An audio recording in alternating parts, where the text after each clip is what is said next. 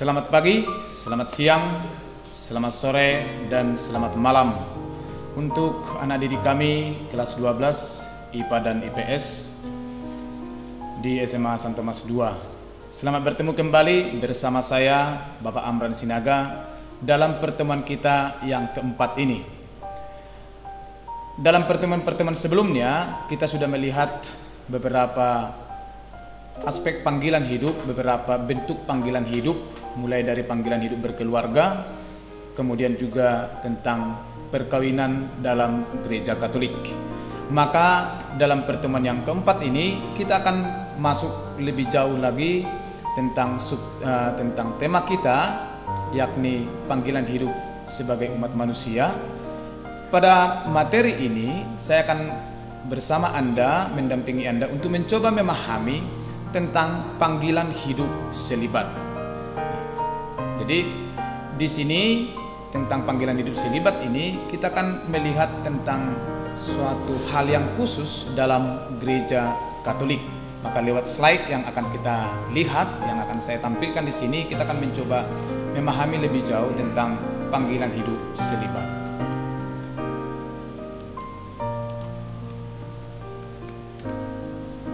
Jadi selibat itu artinya adalah suatu cara hidup untuk tidak menikah. Itu sebenarnya arti kata selibat dari bahasa Latin.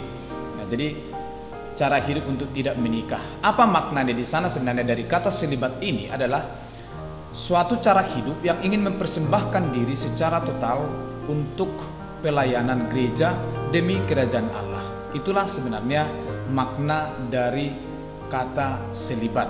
Maka mereka yang disebut dengan kaum selibat atau panggilan hidup selibat itu adalah merujuk kepada para pastor, para imam, termasuklah di sana uskup, para uskup, suster, frater maupun bruder. Nah, inilah yang disebut dengan panggilan hidup selibat. Nah, apa yang mau kita capai dari pertemuan ini, dari materi tentang panggilan hidup selibat ini adalah bahwa setelah mempelajari tentang materi ini, diharapkan bahwa anak didik kami mampu memahami cara hidup kaum selibat. Itu yang pertama. Kemudian yang kedua, menghargai kaum selibat. Yang ketiga itu adalah membantu dan mendoakan mereka juga, para kaum selibat, untuk tetap setia dan teguh dalam panggilan hidupnya.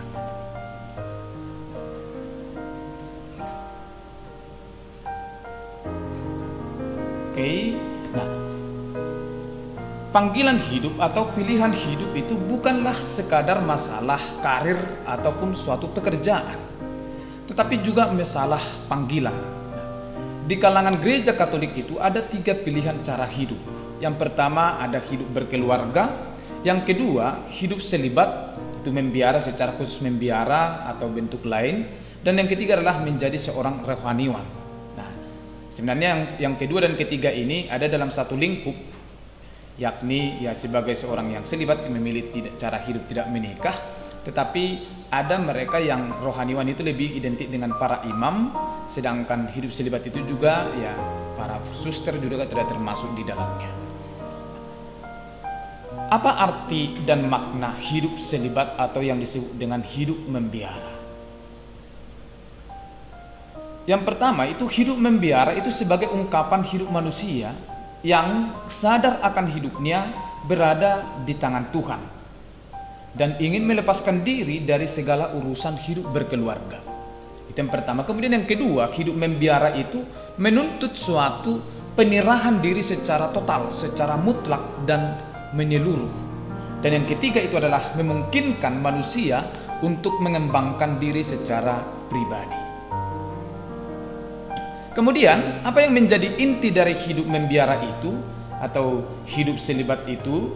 Yang pertama adalah persatuan, persekutuan ataupun keakraban dengan Kristus. Bersatu dengan Kristus dan mengikuti cara hidup Kristus itu sendiri secara radikal. Nah, dari hidup Yesus sendiri. Nah, artinya radikal di sana adalah ya, dia mampu melepaskan segala sesuatu yang hal-hal duniawi demi pelayanan demi kerajaan Allah.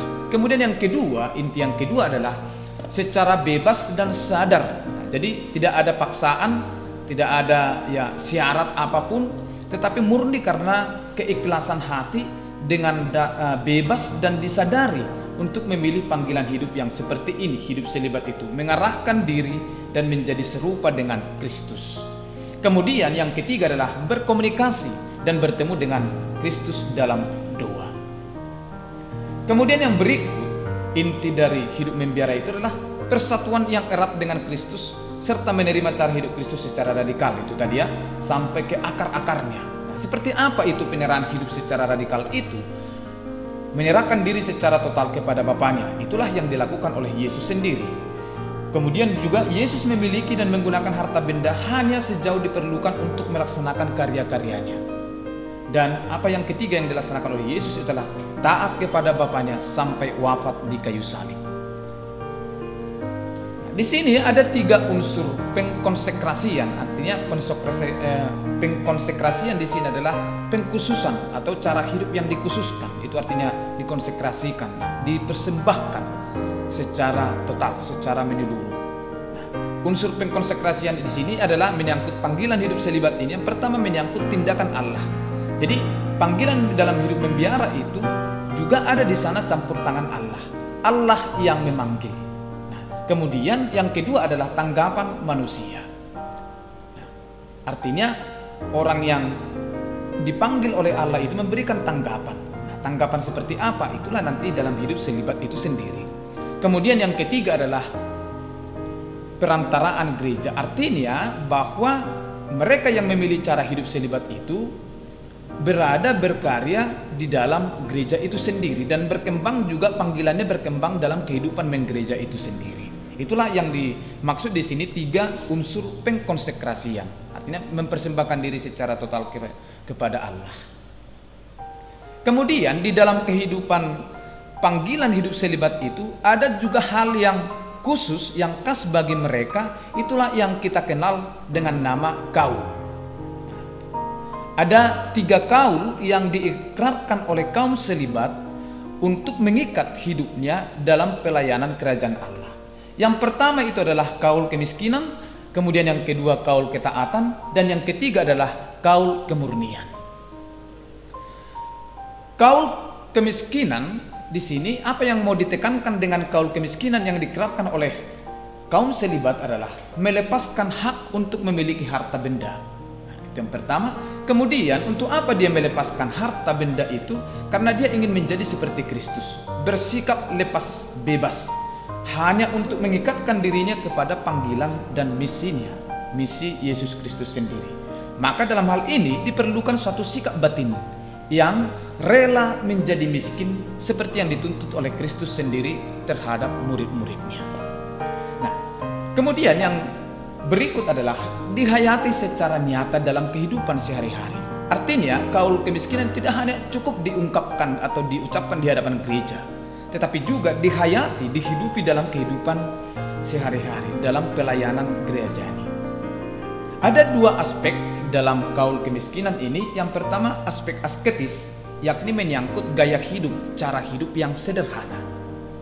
Yang kedua adalah aspek apostolis, bahwa hidup yang sederhana, menyerahkan seluruh dirinya itu demi karya kerasulan yang diembannya.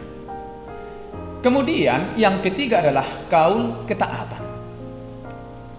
Kaul ketaatan di sini apa yang mau ditekankan dengan kaul yang kedua ini, kaul ketaatan ini? Yang pertama adalah bahwa seseorang yang sudah memilih cara hidup selibat telah memutuskan untuk taat seperti dan kepada Kristus. Artinya taat seperti Kristus kepada Bapaknya, dan juga para kaum selibat taat kepada Yesus Kristus sendiri, melepaskan segala bentuk kemerdekaan pribadi. Kemudian yang kedua adalah ketaatan kepada pembesarnya. Artinya pembesar di sana adalah pimpinan ordo atau suatu kelompok kaum selibat.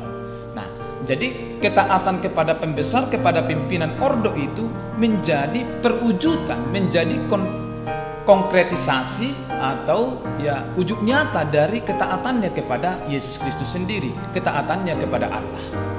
Nah, dalam kaul ketaatan juga ada dua aspek. Yang pertama itu juga adalah aspek asketis, yakni ketaatan religius yang dimengerti sebagai kepatuhan kepada pembesar, terutama guru rohani. Nah, itu yang pertama, ketaatan kepada pimpinannya. Sebagai perwujudan dari ketaatannya kepada Allah. Yang kedua dalam aspek apostolik di sana adalah ketaatan religius itu berarti rela membaktikan diri kepada hidup kerasulan bersama. Nah, jadi dia sebagai kaum selibat harus rela membaktikan dirinya untuk kerasulan bersama, bukan demi kerasulan pribadinya, tetapi menyangkut kehidupan bersama. Kemudian kaul yang ketiga adalah kaul kemurnian.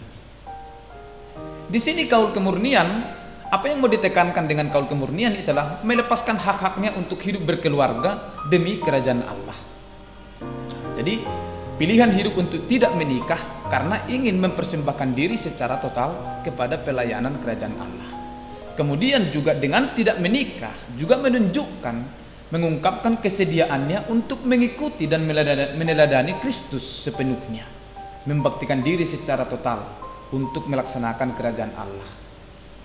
Tapi kaul keperawanan di sini bukanlah hanya sekadar tidak kawin atau tidak menikah, tetapi lebih jauh dari situ. Makna dari kaul kemurnian ini adalah penyerahan diri secara menyeluruh kepada Kristus, yang dinyatakan dengan apa? Meninggalkan segala-galanya demi Kristus dan terus-menerus berusaha membangun diri, mengarahkan diri kepada Kristus. Terutama, memang yang paling terutama itu dalam kaum hidup selibat itu adalah hidup dua. Jadi segala karya itu harus dibarengi dan dimotivasi oleh kehidupan doa. Kualitas doa kaum selibat itu akan terwujud dalam karya dan pelayanan mereka. Nah, jadi dari ketiga kaul ini dapat dikatakan bahwa suatu sikap yang radikal untuk mencintai Bapa. Itulah kaul kemurnian, ya, keperawanan. Kemudian pasrah kepada kehendak Bapa, itulah kaul ketaatan. Serta bergantung dan hanya berharap kepada penyelenggaraan ilahi, kepada Bapa, Allah Bapa sendiri, itulah yang mau ditekankan dari kaul kemiskinan. Maka dengan menghayati ketiga nasihat Injili ini atau ketiga kaul ini, maka orang akan menunjukkan suatu tanda. Yang pertama itu adalah memperingatkan kita supaya tidak terlalu terpaku pada kekayaan dan harta, kuasa dan kedudukan, perkawinan dan kehidupan berkeluarga. Meskipun semuanya itu memang bernilai, tetapi artinya di sana tidak terlalu terpaku, tidak diperhamba oleh hal-hal tersebut. Artinya kita harus bisa mengambil sikap dengan segalanya. Kemudian yang kedua adalah bahwa dengan ketiga kaul ini mengarahkan kita kepada kerajaan Allah yang sudah mulai terungkapkan itu kepada kenyataan yang akan datang. Oke, sebagai kesimpulan dari materi kita ini adalah yang pertama itu, hidup membiara merupakan salah satu bentuk pengabdian kepada Yesus. Yang kedua adalah dengan hidup membiara, dengan hidup selibat, para imam atau pastor, para suster, bruder maupun frater ingin membaktikan dirinya melayani untuk sesama. Dan yang ketiga adalah bahwa pelayanan yang mereka lakukan itu dapat berupa pelayanan di berbagai bidang, misalnya bidang pendidikan, bidang kesehatan, maupun juga terutama di bidang religius. Oke, saya kira sampai di sini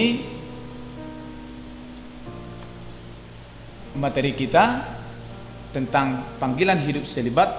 Semoga lewat materi ini kita semakin terbantu untuk memahami sosok-sosok kaum religius ataupun kelompok kaum selibat yang ada dalam gereja Katolik, dan dengan itu juga semakin menambah pengetahuan kita dan membantu mereka juga di dalam menghayati panggilan hidupnya.